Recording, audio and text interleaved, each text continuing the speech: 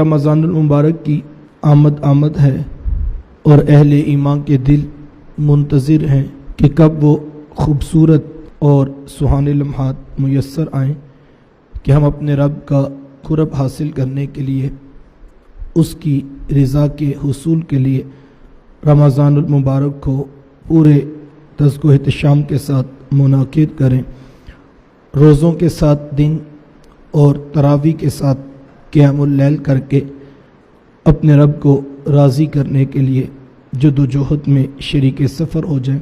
ارشاد فرمایا، یا ایھا الذین آمنوا، اے ایمان والو، کتب علیکم الصیام، تم پر روزے فرض کیے گئے، کما کتب علی الذین من قبلکم، جس طرح کہ تم سے پہلوں پر فرض کیے گئے تھے، لعلکم تتقون، تاکہ تم متقی بن جاؤ۔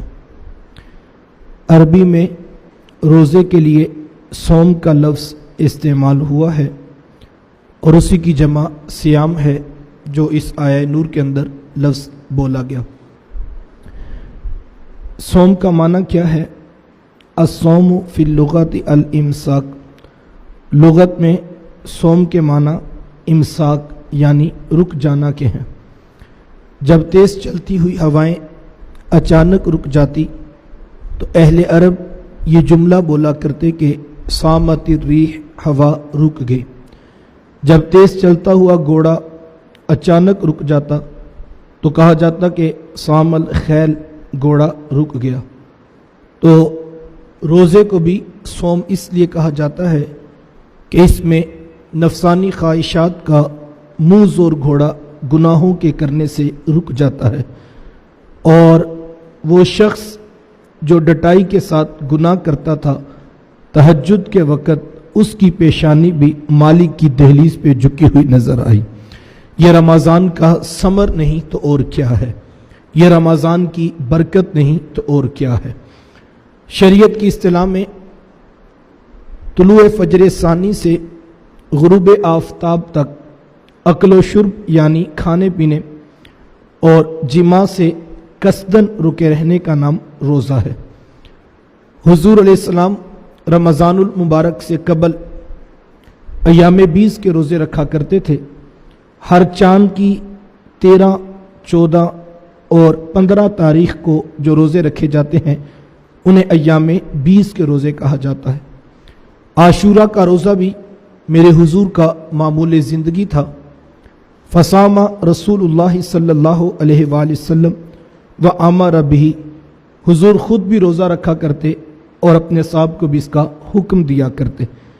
لیکن جب سن 2 ہجری واقعہ بدر سے 1 مہینہ قبل رمضان المبارک کے روزوں کی فرضیت کا حکم آ گیا تو پھر رخصت دے دی کہ جس کا جی چاہے وہ عاشورہ کا روزہ رکھے اور جس کا جی چاہے وہ چھوڑ دے۔ کیوں؟ اس لیے کہ اب رمضان کے روزے فرض کر دیے گئے ہیں۔ حضور علیہ السلام کی حیات طیبہ میں کل 9 رمضان آئے ہیں، جن میں سے 7 رمضان 29 کے ہوئے اور 2 رمضان 30 پر مکمل ہوئے۔ روزے بعض اوقات 29 ہوتے ہیں اور بعض اوقات 30 ہوتے ہیں۔ یہ ہمارے ہاں کبھی 29 پر چاند نظر آ جائے تو کچھ لوگ ان کا مزاج سخت ہو جاتا ہے اور یہاں تک کہہ دیا جاتا کہ لو دیکھو لوگوں نے ایک روزہ کھا لیا۔ تو میں یہ کہتا ہوں کہ کس کے اندر حوصلہ ہوگا کہ وہ کروڑوں لوگوں کے روزے کا بوجھ اپنے کندھوں پر اٹھا لے؟ اس کی ذات کو اس سے کیا فائدہ حاصل ہوگا؟ لیکن ہمارے ہاں اس طرح بھی تبصرے کیے جاتے ہیں۔